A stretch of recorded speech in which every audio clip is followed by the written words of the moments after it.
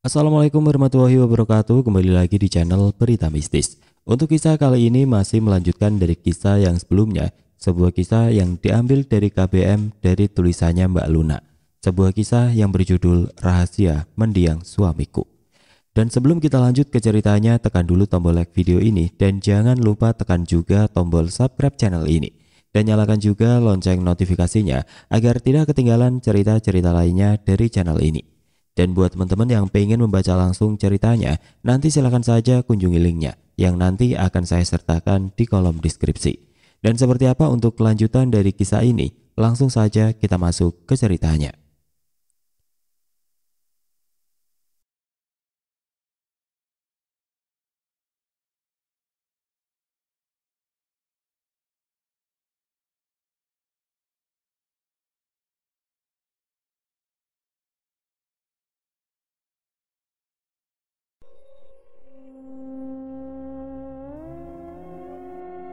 Pintu kamar Ulfa sudah dibuka. Aku mempersilahkan Bu Riris masuk lebih dulu.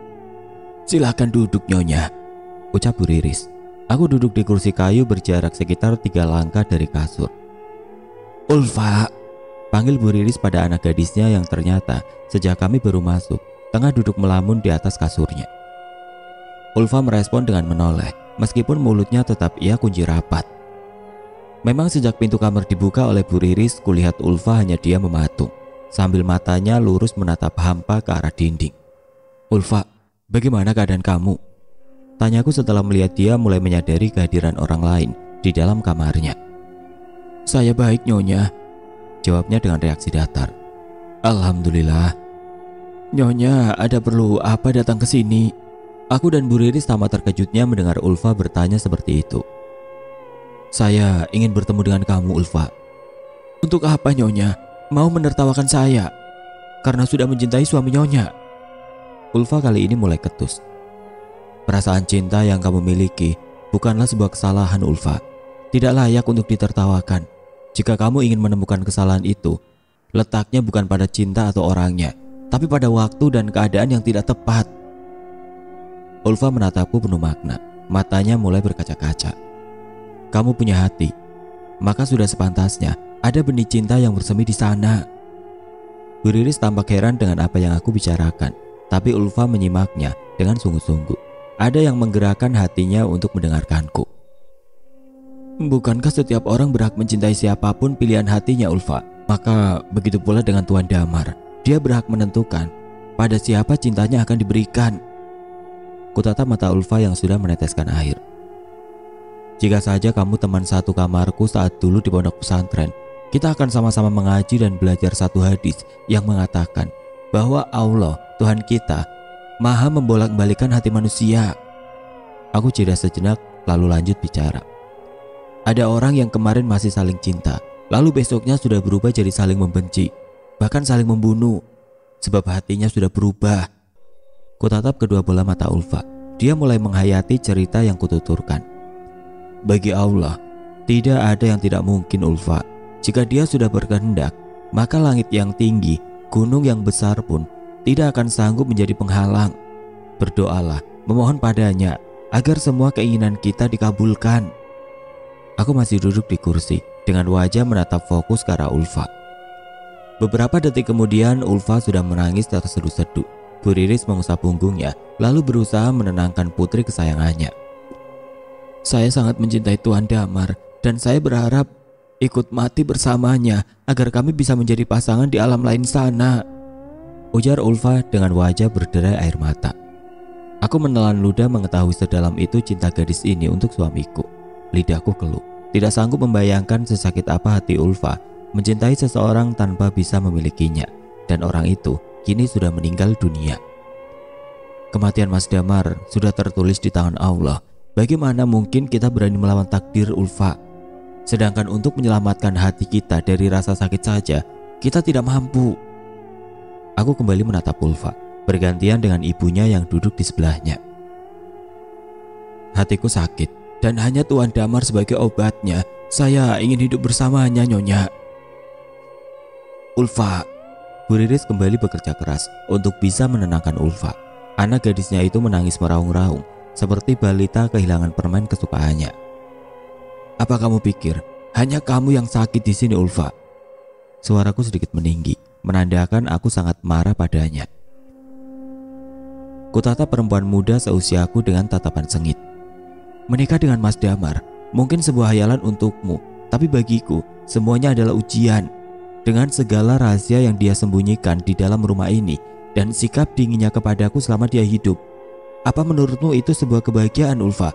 Apa kamu pikir aku nyonya besar yang hidupnya penuh kesempurnaan? Kami bertiga sama-sama merenung. Ulfa mulai tenang, giliranku yang menangis dalam diam. Setelah beberapa menit mendadak Ulfa bicara, memecahkan keheningan. Jangan bilang nyonya menderita. Lihat ke dalam itu, nyonya. Apa itu bukan sebuah kebahagiaan? Tangan Ulfa menunjuk ke arah perutku. Oh, jadi begitu. Ternyata aku sudah berhasil menjadi seorang istri yang baik untuknya, Ulfa. Sekarang aku bisa bernapas lega. Aku tertawa pelan lalu lanjut bicara. Buktinya, yang kamu lihat di dalam pernikahan kami hanyalah kebahagiaan. Ya, aku berhasil menyembunyikan setiap tangisku dan hanya memasang wajah senang di depan suamiku, Ulfa. Aku berusaha sekuat tenaga. Meskipun dia bersikap dingin, meskipun dia penuh sekali dengan teka-teki, aku tidak pernah mengeluh. Tangisanku makin sulit dikendalikan. Air mata berjatuhan membuatku kewalahan, mengusap dan mengeringkannya. Nyonya, Bu Riris ikut menitikan air mata. Tuan Damar tidak bermaksud begitu pada nyonya. Saya yakin dia sangat mencintai nyonya, ucap Ulfa dengan nada ketus. Wajahnya masih menyimpan kesedihan meski sudah tidak ada air mata di sana. Apa yang kamu katakan, Ulfa? Tanyaku terkejut. Entah kenapa Ulfa mengatakan hal itu kepada aku. Hidup Tuan Damar juga menderita, sama seperti nyonya. Dia bahkan jauh lebih menderita dari kita berdua. Aku dan Bu Riris terdiam menyaksikan Ulfa sudah mulai angkat bicara. Sejak kecil Tuan Damar sudah menderita akibat ulah ayah kandungnya. Setelah dewasa, Tuan Damar masih harus direpotkan mengurus ayahnya yang sakit dan jahat itu. Jahat? Ayahnya pemuja setan, sedangkan Tuan Damar tidak ingin mengikuti jejak hitam ayahnya. Saya rasa itulah alasan Tuan Damar menikahi nyonya, karena nyonya paham ilmu agama. Jangan sembarangan bicara, Ulfa. Ibu takut Tuan Dirja dengar, ucap Bu Riris ketakutan. Ulfa tampak tidak menggubris perkataan ibunya. Bukan itu saja, penyebab kematian Tuan Damar juga akibat ulah ayahnya. Nah, Tuan Damar tidak mau menerima lungsuran dari ayahnya yang bengis itu, tegas Ulfa. Lungsuran? Tanyaku dengan mengerutkan dahi. Itu sebuah ilmu hitam yang digunakan seseorang untuk menurunkan ilmu beserta kodam-kodamnya.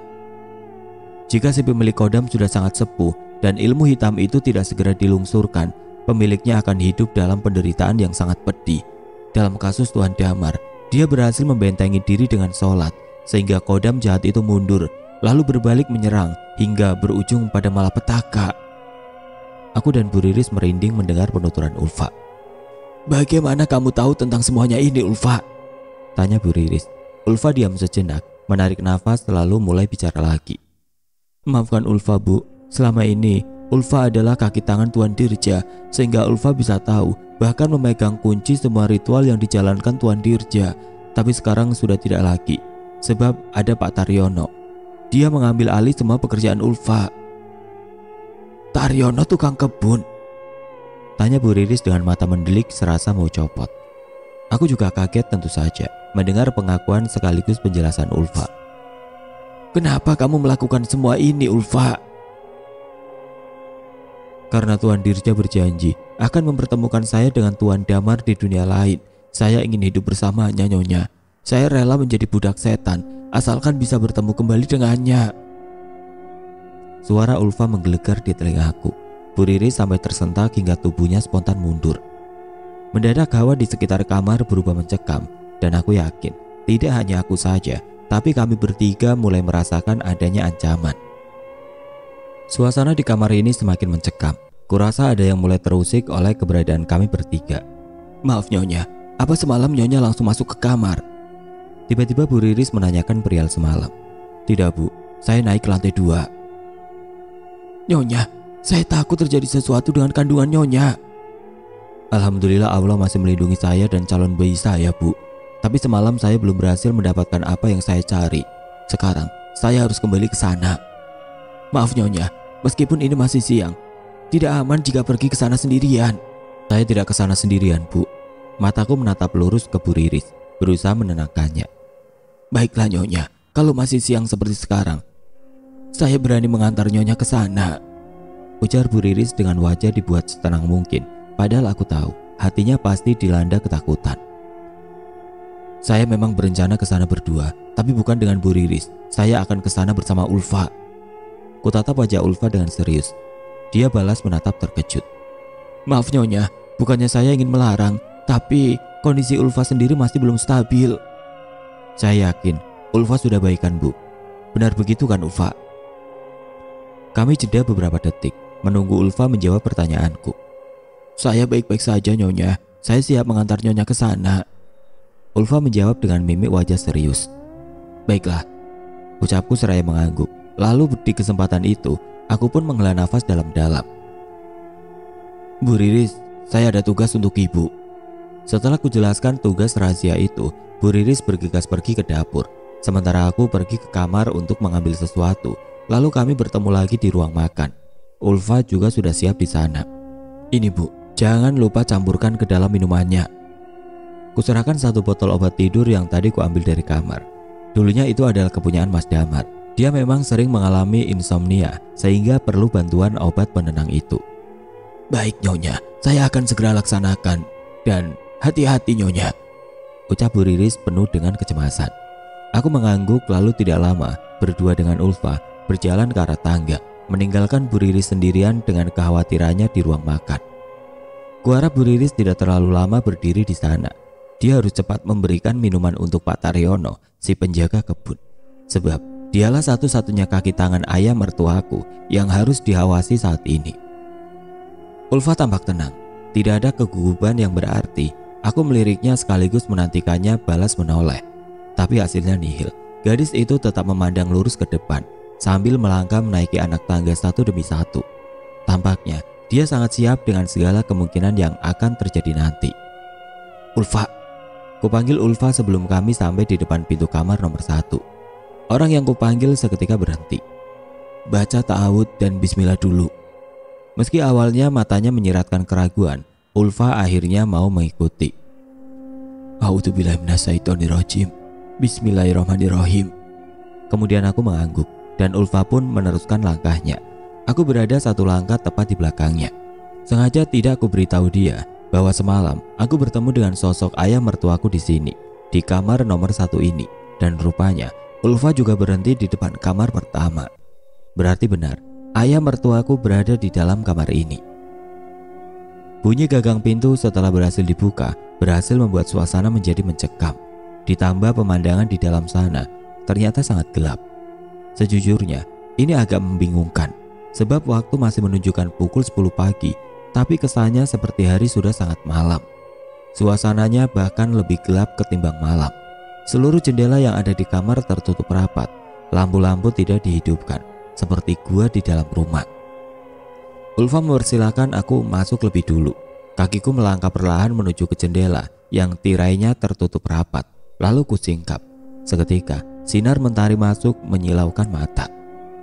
Tepat saat telapak tanganku berusaha menghalau sorot matahari, sebuah pukulan mendarat di punggung membuatku terhuyung ke depan. Belum sempat aku menoleh, seseorang membekapku dengan sapu tangan. 5 detik kemudian kesadaranku sudah hilang. Semuanya menjadi gelap. Gelapnya ruangan ini membuatku gelagapan meskipun aku mulai sadar. Sepertinya tirainya kembali ditutup oleh seseorang. Aku mengerja berkali-kali. Kedua tanganku diikat, begitu juga kakiku. Saat itu aku hanya bisa duduk lemas di atas kasur sembari melihat ke sekeliling, berusaha mendapatkan pandangan yang lebih jelas akan kondisi ruangan ini. Benar dugaanku, ini masih kamar yang sama. Ini kamar pertama di lantai 2 yang tadi aku masuki berdua dengan Ulfa. Kamar yang kupikir adalah kamar ayah mertuaku. Ampun Tuhan, ampun. Kudengar suara rintihan dari seorang wanita. Ulfa? Teriakku saat sadar, itu adalah suara Ulfa. Susah payah aku berusaha melepaskan diri dari ikatan tali ini. Aku sangat takut terjadi sesuatu pada gadis itu. Buat apa Sarah? Buat apa kamu bersikeras melepaskan ikatan itu? Bukankah itu justru menyakiti tanganmu? Mas Damar, gemetaran bibirku saat mendengar suara khas itu. Jangan bilang kamu mau menyelamatkan wanita licik ini, Zara. Dialah yang telah memukulmu dan membuatmu jatuh pingsan. Kembali ku dengar suaranya yang sangat dalam itu. Tubuhku kini yang gemeteran. Aku sangat takut melihat sosoknya lagi, sebab aku pun tahu bahwa itu bukanlah dia. Benar saja sosoknya muncul dari sebuah ruangan di depanku. Entah ruangan apa itu, yang jelas kamar ini sangat minim pencahayaan.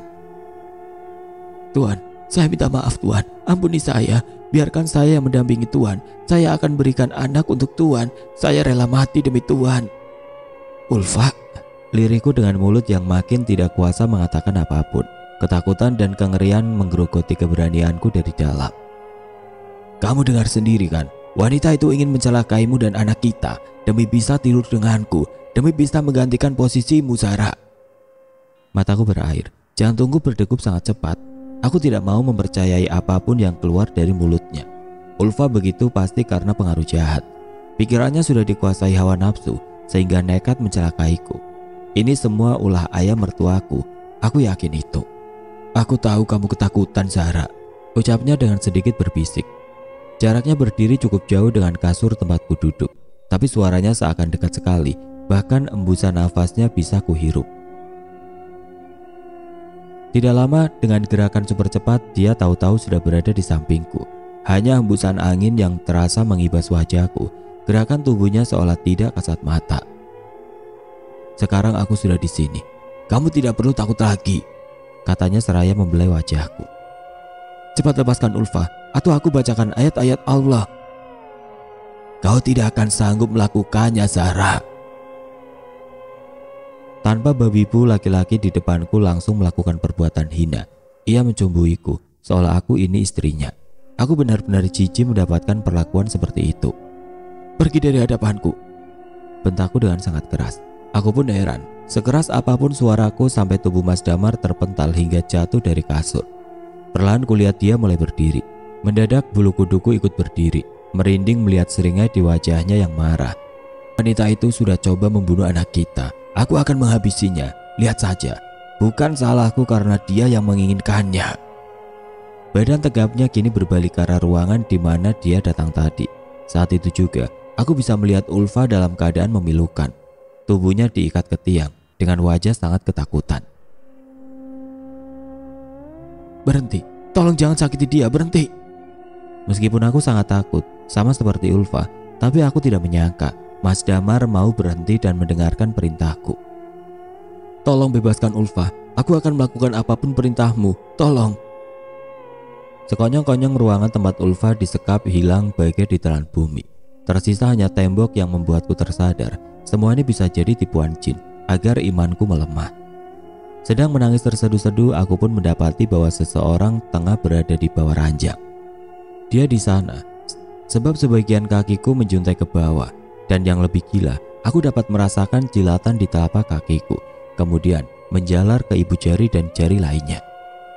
Aku tidak dapat mengelak, karena tiba-tiba tubuhku menegang, tidak dapat aku gerakan. Sekuat tenaga aku berusaha melawan, karena aku tidak ingin terseret arus kemaksiatan yang melenakan itu. Tapi sayangnya, kini jilatan itu sudah semakin naik hingga membuatku terbawa suasana. Dalam keadaan berbaring dan kedua tangan dan kaki diikat, aku hanya bisa pasrah. Kedua pahaku tahu-tahu sudah terbuka. Entah kapan ikatan di kakiku lepas, aku pun baru menyadarinya. Di dalam kamar ini aku kembali dipermainkan oleh setan. Kuturuti hawa nafsuku sehingga perbuatan kotor Mas Damar jadi-jadian itu malah kudiamkan saja, bahkan cenderung kunikmati. Aku lupa semuanya. Bahkan tujuan awalku datang ke kamar ini sudah jauh melenceng entah kemana. Keberadaan Ulfa juga tidak dapat aku ketahui. Selesai dengan aktivitas suami istri yang tentu saja tidak sah dan menimbulkan dosa besar itu, aku terbaring lemas di atas kasur. Meskipun begitu, aku sama sekali tidak tidur. Mataku masih terbuka lebar dan bisa melihat semua gerak-gerik yang dilakukan Mas Damar. Dia mulai berjalan ke arah balkon. Entah kenapa saat pintunya dibuka, kamar ini masih gelap. Bedanya, semilir angin terasa masuk menerpa kulit wajahku. Aku mengusapnya karena dingin, dan detik itu juga aku tersadar Ikatan tanganku kini sudah lepas. Kususul Mas Damar dengan berjalan ragu ke arah balkon. Di sana dia tersenyum manis sekali, tapi entah kenapa aku masih punya banyak ketakutan. Mungkin karena aku pun yakin dia bukanlah manusia. "Kemarilah Sarah," ucapnya seraya melambaikan tangan. Aku mendekat dengan sangat hati-hati. "Jangan takut." Matanya terus menatapku yang kini sudah berdiri di depan balkon. Kami berhadapan-hadapan. "Aku akan membuatmu bahagia Sarah. Jika kita bukanlah dua insan manusia lagi, itu tidak masalah. Kamu ingat kisah Ratu Bilqis dan Raja Sulaiman kan?" Sekarang dia coba merayuku dengan menggunakan perumpamaan seorang nabi, yang bahkan dia tidak berani menyebutkan kenabiannya, melainkan menyebutkan sebagai Raja Sulaiman. Sejenak aku melirik ke bawah, heran, di sana juga sangat gelap. Jika benar ini adalah kamar di lantai 2, harusnya di bawah sana adalah taman. Tidak mungkin segelap itu bagaikan jurang yang tinggi dan curam. Aku melihat wajahnya sekali lagi. "Ikutlah dan tinggallah bersamaku, maka kamu akan hidup bahagia selamanya." Kutatap dalam-dalam kedua bola matanya. Sepertinya dia lupa kalau tujuanku hidup di dunia bukan untuk bahagia dan senang-senang saja. Dia seolah tidak tahu apa tugas sebenarnya seorang hamba yang diciptakan di dunia ini. Aku tertawa sinis, mengingat dia adalah jin kafir. Mana tahu soal tugas manusia dan jin di muka bumi ini. "Aku akan mengirimmu ke neraka jahanam," kataku dengan nada penuh ancaman. Aku melompat ke bawah setelah meneriakinya dengan sangat kencang. Sempat kulihat senyum di wajahnya memudar. Sinar matanya berubah menjadi sangat menyeramkan. Kupejamkan mata, kemudian angin kencang dan dingin menempel di wajah, seolah serangga yang hendak mengoyak kulitku. Di otakku saat ini hanya ingin bangun dari alam mimpi ini. Jikapun ini adalah alam lain yang jauh lebih mengerikan, aku tetap akan melompat daripada terus berada di dekat setan itu. Bak! Keras dentuman yang terjadi akibat benturan antara tubuhku dengan sesuatu yang menyerupai pasir. Kuraba sekitar, agak basah. Ini memang pasir. Aku sempat mencium bau khas aroma pantai yang segar. Mataku mengerja beberapa kali, menyaksikan matahari yang kemerahan di ujung sana. Entah itu arah barat atau timur. Tapi melihat beberapa nelayan berada di sekitar pantai, ditambah kerumunan ibu-ibu juga bapak-bapak sedang menimbang ikan-ikan segar. Hari sepertinya masih pagi. Kulangkahkan kaki dengan ragu, berusaha mendekat. Aku beruntung tidak ada yang menatap curiga atau merasa aneh dengan kehadiranku. Gamis yang kugunakan tidak lengkap akibat penutup kepalaku hilang. Padahal seingatku sewaktu masuk ke kamar ayah mertuaku di lantai 2 bersama dengan Ulfa, aku masih memakainya. Ya Allah, apakah ini akibat ulahku? Apakah ini azab bagiku? Di dunia saja, aku sudah dipermalukan dan ditampakkan auratnya seperti ini, apalagi di akhirat nanti. Astagfirullah. Ini sudah yang kedua kali aku tampil di depan umum dengan pakaian yang tidak layak. Meskipun yang kedua ini gamisku masih utuh, tapi aku juga tidak mengenakan hijab penutup kepala. Mendadak hatiku disusupi rasa ngeri. Aku disergap rasa takut. Teringat akan dosa-dosaku yang menggunung. Mungkin seisi lautan ini bahkan tidak cukup membilasnya hingga bersih. Beruntung tidak banyak orang yang menoleh ke arahku. Sepertinya mereka sudah terbiasa melihat penampilan wanita tanpa memakai kerudung di daerah pesisir ini. Jadi ku percepat langkah, terus menerobos kerumunan orang yang hampir semuanya sibuk beraktivitas. Tidak ada waktu untuk memperhatikan orang lain. Aku sudah berjalan cukup jauh, sampai debur ombak tidak lagi bisa kudengar. Berganti dengan suara-suara ayam berkokok dan saling berebut makanan. Aku memasuki sebuah perkampungan nelayan. Suasananya sangat padat penduduk.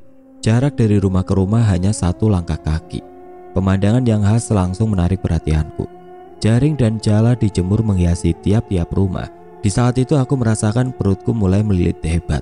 Meski sudah kutahan, akhirnya aku ambruk juga. Aku tergolek lemah di jalanan berbatu dan masih berupa tanah alami. Rasa sakit akibat terbentur kalah oleh nyeri di perutku. La haula wala quwata illa billah, ucapku berulang kali, hingga akhirnya 2 orang wanita datang menolong. Sayup-sayup masih bisa kudengar percakapan mereka yang berdiskusi akan membawaku ke rumah siapa. Lalu aku pun mulai diangkat beramai-ramai masuk ke dalam sebuah rumah. Meskipun kesakitan, aku beruntung tidak sampai pingsan. Aku berbaring di sofa ruang tamu warga. Setelah meminum 1 gelas air hangat, perlahan keadaanku membaik. Mbak, kenapa bisa sampai jatuh? Apanya yang sakit? Tanya seorang wanita yang tadi menolongku di jalan. Saya sakit perut, Bu. Mereka mulai memperhatikan lagi perutku. Sebagian berbicara satu sama lain. Mbak kelihatannya sedang hamil ya? Tanya wanita itu lagi. Kuperkirakan usianya sekitar 37 tahunan. Aku jawab dengan sebuah anggukan pelan. Ya Allah Mbak, sudah berapa bulan? Tanya salah seorang wanita lainnya. Sudah masuk bulan keempat, Bu. Jawabku sembari mengusap perutku. Mbaknya udah sarapan apa belum? Sudah. Aku terpaksa berbohong, sebab aku hanya ingin cepat pergi dari sini. Aku punya tujuan lain yang jauh lebih penting saat ini ketimbang makan. Mbaknya asli orang mana? Pertanyaan inilah yang aku tunggu-tunggu sejak tadi. Setelah menyebutkan nama kampung halamanku, orang-orang tidak sedikit saling berbisik satu sama lain. Jauhnya? Kok bisa ya sampai sini? Daerah sana itu dekat sekolahnya si Ami, anaknya Pak Ustadz. Oh, jauhnya. Begitulah beberapa yang bisa aku dengar. Mbak ada saudara atau suaminya di sini? Pertanyaan ini datang dari wanita lain, bukan yang tadi menolongku. Yang ini sudah cukup tua. Tidak ada, Bu. Saya tidak tahu daerah sini. Tapi kalau boleh tahu, nama desa dan kecamatan di sini apa? Mungkin saya ingat sesuatu. Setelah mendengar jawaban dari ibu-ibu yang mengerumuniku, aku tahu daerah ini masih satu provinsi dengan kampung halamanku. Hanya beda kota kecamatannya saja. Wajahku langsung cerah seketika. Bu, bisa minta tolong pinjamkan saya ponsel untuk menelpon keluarga saya? Bisa Mbak, ini pakai HB saya. Terus terang aku tidak dapat menghafal lebih dari 2 nomor HP. Selama ini 2 nomor yang sering kuingat hanya milik Mas Damar dan nomorku sendiri. Jadi kulakukan hal yang sama ketika aku bertemu Bu Parmi dulu. Aku mencari nomor telepon pondok pesantren agar bisa terhubung dengan Umi Fatima. Admin pondok sebenarnya enggan memberikan nomor HP pribadi guru-guru, ustadz dan ustazah di sana. Tapi aku berhasil meyakinkan mereka dengan menyebutkan namaku, identitas lengkapku sewaktu di pondok, dan nama suamiku yang adalah teman Ustadz Yasin. Zara? Suara Umi Fatima sangat jelas terdengar di telingaku. Dia tampak panik, suaranya bergemuruh, pertanda wanita soleha itu tengah menangis. Iya Umi, saya baik-baik saja, jangan terlalu khawatir Umi. Insya Allah saya bisa bertahan melalui ujian ini Umi. Tangisku ikut pecah. Orang-orang di sekitarku menatap iba, pasti mengira aku ada masalah keluarga. Mungkin dalam benak mereka aku ini dalam misi minggat dari rumah suami akibat sedang bertengkar. Alhamdulillah, sekarang kamu di mana Zara? Saya ada di sebuah desa Umi, di daerah kampung halaman saya. Lokasinya cukup dekat, hanya beda kecamatan saja. Rencananya hari ini saya akan pulang ke rumah orang tua saya. Bagaimana kamu bisa sampai ke sana, Zara? Maafkan saya, Umi. Bukannya saya pergi tanpa pamit dari pondok, tapi Mas Damar yang membawa saya. Pandangan curiga dari ibu-ibu mulai mengarah kepadaku. Kali ini entah apa yang ada di pikiran mereka, aku pun tidak tahu. Astagfirullah, la haula wala quwata illa billah. Zikir dan kalimat-kalimat awal langsung teruntai dari mulut Umi Fatimah. Aku mengusap air mata sebentar sebelum lanjut bicara. Umi tidak usah khawatir, saya berhasil kabur dari rumahnya Umi, dan sekarang saya harus segera pulang ke rumah orang tua saya untuk mencari bantuan agar para pelayan di rumah itu bisa dibebaskan. Mendengar ucapanku, mendadak ibu-ibu di sana memasang wajah ngeri, seperti ketakutan. Tapi aku pun maklum, apalagi aku sendiri mengalami bagaimana rasanya disekap dan terpenjara di dalam rumah penuh misteri itu. Baiklah Sarah, terus terhubung. Karena saya dan Ustadz Yasin insya Allah juga akan mengunjungi rumah orang tua kamu. Kamu yang sabar dan tabah ya. Nasihat yang Umi Fatimah berikan benar-benar meresap di hati, membuat air mata kembali berjatuhan deras sekali. Ku kembalikan ponsel pinjaman itu sembari terus mengusap air mataku. Sekarang terlihat ibu-ibu di sini ikut sedih. Beberapa berusaha menghibur dengan menepuk pundak, mengelus punggung. Lalu ada juga yang mengingatkan untuk jangan terlalu larut dalam kesedihan. Sabar ya Mbak, cobaan orang hidup emang macam-macam. Kasihan adik bayinya kalau ibunya terlalu stres. Iya Mbak, sekarang Mbaknya istirahat saja dulu, jangan langsung pulang, nunggu sampai sehat. Iya, itu kita lagi panggilkan bidan desa, sebentar lagi datang. Sama kita lagi nyari Pak Ustadz yang anaknya sekolah di kota tempat tinggal Mbak. Siapa tahu dia bisa bantu anterin Mbak pulang. Aku terharu melihat semua kebaikan dari mereka. Bukannya mereda, tangisku semakin menjadi-jadi. 3 hari sudah aku berada di rumah kedua orang tuaku. Aku masih berusaha menenangkan diri sembari menunggu kedatangan Ustadz Yazid dan Umi Fatima. Selama tinggal di rumah orang tuaku, aku mendapat perlakuan baik. Hanya saja, mereka tampak sedikit menjaga jarak denganku. Mungkin karena insiden hilangnya sosok jin alias Zahra palsu. Pada saat acara pengajian waktu itu, kedua orang tuaku masih trauma. Aku sendiri sengaja membiarkan bapak dan ibu berlaku seperti itu. Biarlah nanti Umi Fatima yang menjelaskan semuanya. Saat ini tidak hanya pikiranku yang kacau balau, tapi tubuhku juga sangat lemah. Setelah jatuh di jalan kampung dekat pesisir pantai dan ditolong oleh warga, sampai hari ini aku masih kesulitan untuk berdiri dalam jangka waktu yang lama. Bahkan terkadang sholat pun aku terpaksa duduk. Sewaktu pulang ke rumah orang tuaku, aku diantar oleh sepasang suami istri. Para warga memanggil sang suami dengan sebutan Ustadz.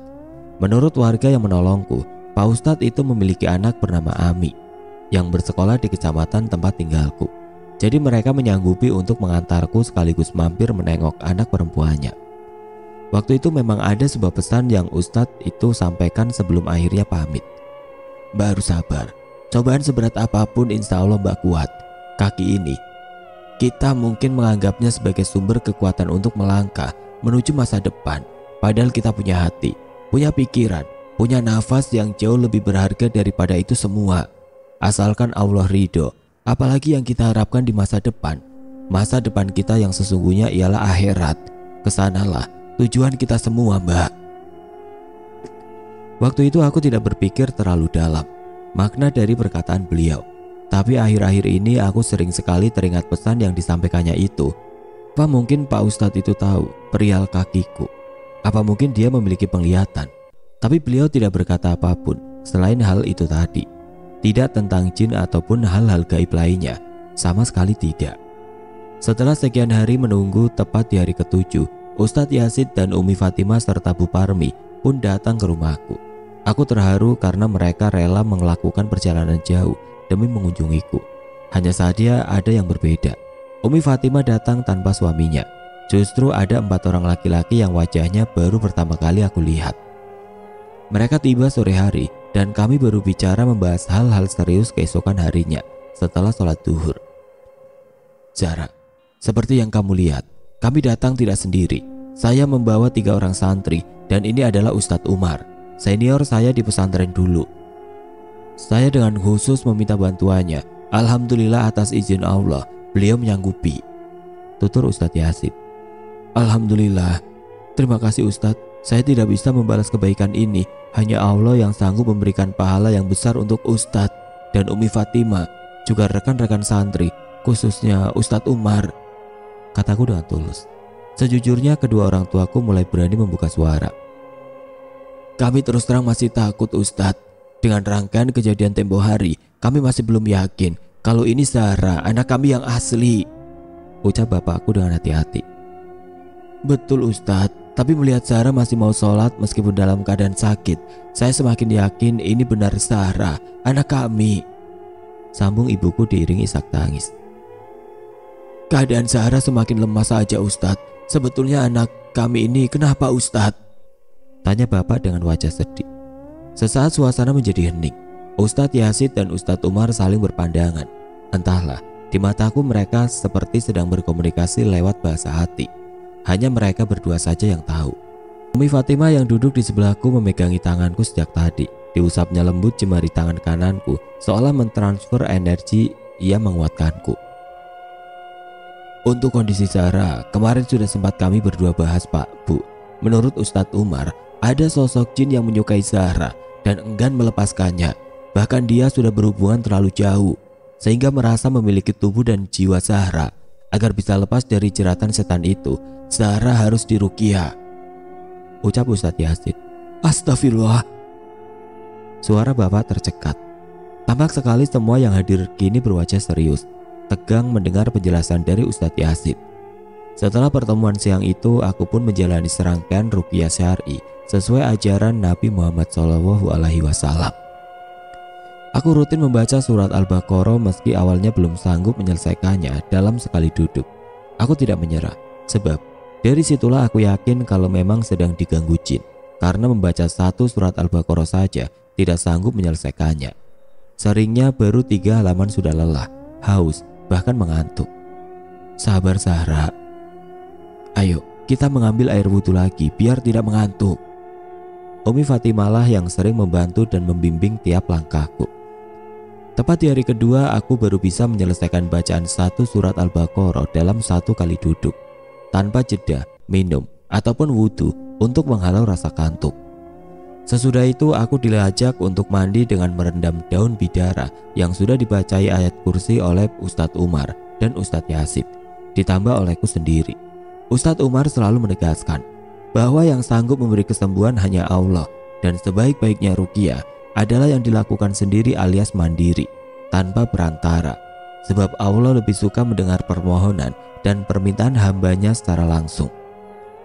Pada saat mandi itulah aku merasakan sakit yang luar biasa di kedua kakiku. Panas ya Allah, astagfirullah.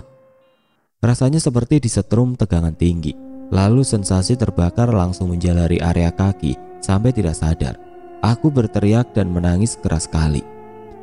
Selesai mandi, aku kembali ke kamar, dan saat itulah kesadaranku mulai hilang. Samar-samar aku mendengar percakapan antara Ustadz Yasid, Ustadz Umar, dan bapakku. Ruqyah memang seharusnya dijalankan dengan penuh kesadaran, berpasrah diri pada Sang Maha Pencipta. Insya Allah lebih mudah sembuh.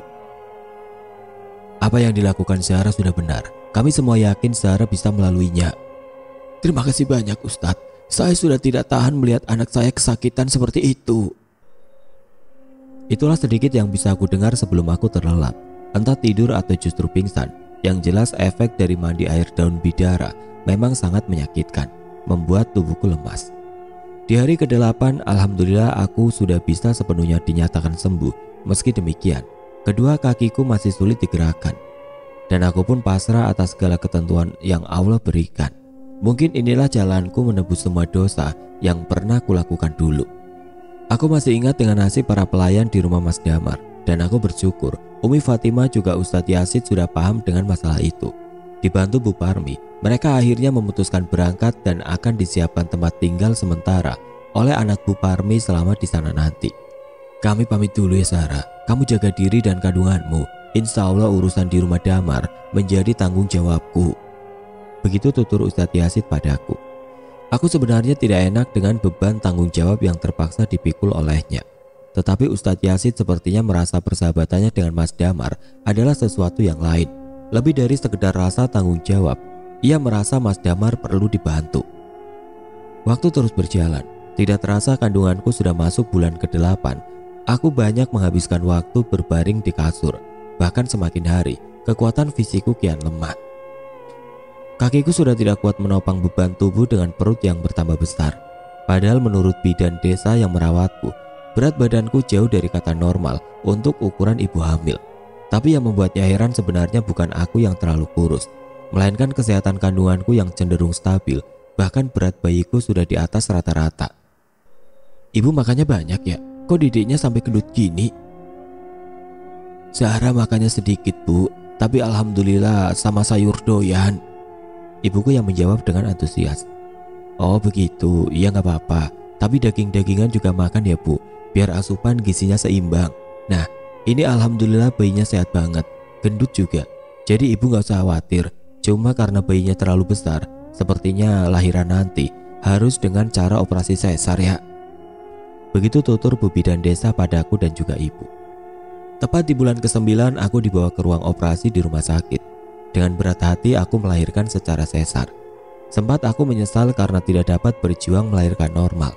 Tapi rasa sedih dan sesal seketika sirna saat pertama kali mendengar suara tangis bayiku. Bayi lucu dan sehat itu berjenis kelamin laki-laki. Seketika air mata bahagia menetes di pipi. Ibu dan bapak ikut senang melihat aku berhasil melewati semuanya dan telah sampai di titik ini. Kupandangi wajah mungil bayiku dengan seksama. Air mata bahagia kembali menetes seketika. Hatiku lupa dengan semua penderitaan yang kualami selama ini. Mas Damar, lihatlah ini anakmu Mas. 4 bulan sudah aku resmi menyandang gelar seorang ibu. Dan semenjak itu, duniaku terasa berbeda. Aku bisa merasakan nikmatnya memberikan ASI, bangun di tengah malam gara-gara tangisan bayi yang lapar, Terkadang rewel karena tidak betah tidur dalam keadaan basah sebab popoknya belum diganti. Dan yang paling berkesan adalah menatap wajahnya yang kian hari semakin menegaskan kemiripannya dengan paras Mas Damar. "Zara, anakmu gagah sekali, mirip Damar." Aku tersenyum mendengar ucapan ibu kandungku. "Insya Allah ayahnya sudah tenang di sana. Kakek doakan kamu tumbuh besar, panjang umur jadi anak soleh, supaya bisa kirim doa untuk ayah dan ibumu kelak ya nak," ucap bapakku seraya mengusap pucuk kepala cucunya. Kali ini aku menahan tangis mendengar perkataan bapak. Sepertinya bapak juga bisa membaca gurat kesedihan di wajahku. Itulah sebabnya dia langsung membelai kepalaku dan menciuminya, seraya mengatakan hal-hal baik sebagai suntikan penyemangat. Aku merasa menjadi anak paling beruntung di dunia, memiliki kedua orang tua yang baik. Jika bukan karena mereka, aku belum tentu kuat menjalani semua ujian hidup ini. Ujian terberat dalam hidupku baru saja dimulai ketika semua masalah di rumah besar Mas Damar telah selesai. Kupikir semuanya akan mudah. Jujur, aku masih belum bisa menerima dengan ikhlas garis nasib yang Allah tulis untukku. Saat ini aku sedang berjuang menjalani takdir yang sampai detik ini masih berusaha ku terima dengan lapang dada, bukan setengah hati seperti sekarang. "Zahra, mataharinya sedang bagus, ayo kita berjemur," ajak ibuku dengan lembut. "Iya bu." Ibu kemudian mendorong kursi rodaku menuju ke halaman depan rumah. Di bangku teras sana, bayi kecilku yang sudah berusia 4 bulan sedang digendong kakeknya. Ya, semenjak pulang dari rumah sakit, aku sama sekali tidak bisa menjejakkan kakiku untuk sekedar berdiri. Jika dulu aku masih bisa berjalan pelan dengan bantuan tongkat, kini sepanjang waktu aktivitasku harus dilakukan di atas kursi roda. Dokter memvonis kedua kakiku lumpuh. Belum dapat dipastikan apakah bisa sembuh atau tidak. Di halaman depan rumah kedua orang tuaku yang cukup luas, aku bisa berjemur dan bertukar sapa dengan para tetangga yang lewat. Ibu yang selalu rutin menemani sembari memijat lembut kakiku. "Bu, Sarah sudah cukup dipijitnya. Ibu duduk saja di sini, kita berjemur bersama," kataku hampir setiap hari karena memang ibuku setelaten itu merawatku. Aku tidak mau membuat gurat kesedihan lagi di wajah tuanya. Sudah cukup ia melihatku dalam keadaan menyedihkan seperti ini. Itulah sebabnya aku tidak menolak ketika ibu berusaha memijat kakiku, karena aku tahu sebagai seorang ibu bisa melakukan sesuatu untuk anak kandungnya yang telah kita lahirkan adalah kebahagiaan dan kebanggaan tersendiri. "Subuh tadi Umi Fatimah menelpon. Dia tanya kabar kamu dan si kecil. Terus ibu bilang alhamdulillah sehat." Aku menghela nafas sebentar, lalu membalas genggaman tangan ibuku, merasai sentuhan hangatnya yang tidak kalah dengan sinar mentari pagi. Aku menoleh ke arahnya dengan seutas senyuman untuk memberi tanda bahwa apa yang ia lakukan sudah benar. Nyatanya, aku memang baik-baik saja. Mungkin keikhlasan hatiku masih belum sempurna dan menerima takdir Allah, tapi aku yakin akan baik-baik saja asalkan kedua orang tuaku sehat dan masih bisa beribadah dengan nikmat. Lalu apalagi yang kuinginkan? Tidak terasa waktu semakin cepat berlalu. Kata orang, itu pertanda kita menikmati hidup yang dijalani. Sehingga tidak terasa tahu-tahu hari sudah berganti bulan. Bulan berganti tahun dan seterusnya. Aku pun mulai menyadari akan hal itu. Sekarang, tidak banyak keinginanku, apalagi doa untuk memohon kesembuhan. Aku sudah pasrah pada ketentuan yang Allah terapkan. Aku lebih banyak berdoa untuk kedua orang tuaku, untuk Bu Riris dan Ulfa, untuk para pelayan yang telah kembali ke rumah masing-masing dengan selamat, dan untuk orang-orang baik yang sudah membantu kami semua. Ada satu doa khusus yang selalu kupanjatkan pada Allah yang Maha Tinggi, yang memegangi nyawa kami, yang mengetahui kapan ajal akan menjemput tiap-tiap hambanya, yakni doa untuk anakku. Aku mohon kepadanya agar anakku dijauhkan dari pengaruh jin nasab yang memiliki kekuatan luar biasa jahat. Kuulangi doa ini setiap ada kesempatan sujud, karena aku sangat takut. Jujur aku masih takut mengingat aku sendiri tidak bisa menghindar dari pengaruh jahatnya, hingga harus menanggung dosa yang sebesar dan sememalukan ini. Aku tidak bisa membendung air mata setiap kali teringat akan dosa-dosa itu. Terkadang tubuhku sampai berguncang hebat hingga membuat ibuku khawatir, mengira aku kena penyakit epilepsi, lalu kejang-kejang. Entahlah, efek dosa memang semenakutkan itu. Aku tidak kuat membayangkan pembalasannya di akhirat kelak. Zahra, tadi malam ada telepon dari pengacara. Dia mau membahas soal harta warisan peninggalan suamimu, Damar. Ucap ibu di sela waktu kami berjemur. Bu, Zahra kan sudah bilang, semua urusan itu sudah Zahra pasrahkan sama bapak. Zahra cuma perlu untuk tabungan pendidikan, itu saja. Selebihnya ibu dan bapak boleh gunakan. Dan jangan lupa pesan Zahra, tolong ibu bantu para pelayan yang sudah bertahun-tahun mengabdi pada keluarga Mas Damar. Mereka orang-orang baik, Bu. Mereka berhak melanjutkan hidup dengan tenang dan damai. Terangku dengan nada bicara yang sedikit pelan. Khawatir perkataanku akan melukai perasaan ibu. Iya, bapak dan ibu sudah tahu. Semua aset dan harta bergerak memang sudah dipegang bapak. Hanya saja, pengacara itu membicarakan soal rumah. Kutatap mata tua milik wanita yang telah melahirkanku ke dunia itu. Ada sorot keraguan yang sulit aku jelaskan dengan kata-kata. Mungkin ibuku masih menyimpan rasa takut tiap membicarakan perihal rumah besar bekas tempat tinggalku dengan mendiang Mas Damar. Rumah itu tidak akan bapak utak-utik apalagi ibu. Kalau dijual pun kasihan sama pembelinya nanti. Kamu kan tahu sendiri pesan Ustadz Umar apa. Kita saja sampai sekarang tidak ada yang tahu Pak Dirja sebenarnya ada di mana. Aku menangkap kegelisahan yang ibuku rasakan. Dadaku juga terasa sesak setiap kali mengingat tentang segala peristiwa yang terjadi di dalam rumah itu. Kuhela nafas dalam-dalam lalu menghembuskannya perlahan. Biarkan sejarah rumah itu kita kubur saja, Bu. Jangan diungkit-ungkit lagi. Zahra sudah cukup dengan harta peninggalan Mas Damar. Insya Allah kita bisa melanjutkan hidup tanpa harus menengok ke belakang lagi. Alhamdulillah kalau kamu sudah ikhlas dengan rumah itu. Besok ibu dan bapak sudah punya jawaban jika pengacara itu telepon lagi. Iya, Bu, Zahra sudah ikhlas. Allah Maha Baik. Allah pasti sudah siapkan yang terbaik untuk kita. Tugas kita di dunia hanya ibadah, sabar dan tawakal. Amin. Terima kasih sudah sabar merawat Zahra selama ini ya, Bu. Ku genggam jemari tangannya yang sudah mulai keriput. Di bawah terpaan sinar mentari pagi, ku bacakan basmalah dan memulai lagi lembaran baru dalam kehidupanku.